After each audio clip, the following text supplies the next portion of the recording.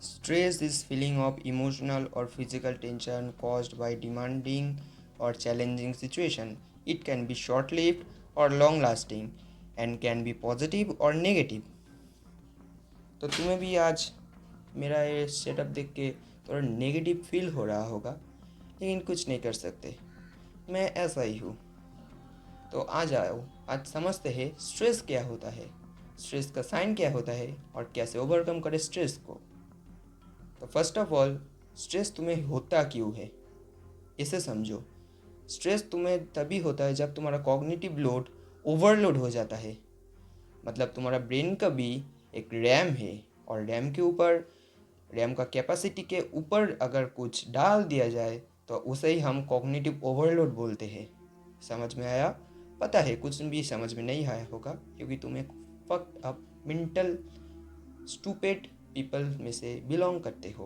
Okay, तो sign क्या क्या है स्ट्रेस का, वो समझो।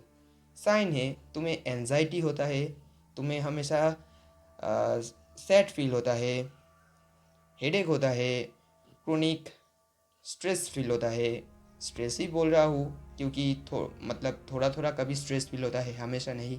और लॉन्ग टर्म में इसे भी हम स्ट्रेस ही बोल सकते हैं। तो आप लोग इसको ओवरकम कैसे करें, इसके बारे में बाद में बात करेंगे। तो पहले इसके बारे में बात कर लेते हैं कि स्ट्रेस हमें होता क्यों है। स्ट्रेस हमें तभी होता है जब हम सामने वाले से बात करना चाहते हैं, लेकिन बात करने से पहले ही हम अंडर कॉन्फिडेंट हो जाते हैं और बात नहीं कर पाते हैं, स्ट्रेस फील करते हैं। समझ में आया? नहीं समझ में आया? मुझे भी समझ में नहीं आया, इसलिए तो मैं वीडियो बना रहा हूँ, क्योंकि मुझे भी खुद समझ में नहीं आता।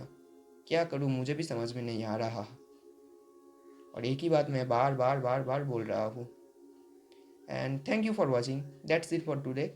और मैं स्ट्रेस को कम करने के लिए जो जो काम करता हूँ वो आप लोगों को स्क्रीन के ऊपर दिख रहा होगा। बस वही काम कर लीजिए, तो आप लोगों का स्ट्रेस 30 दिन में कम हो जाएगा। That's it for today.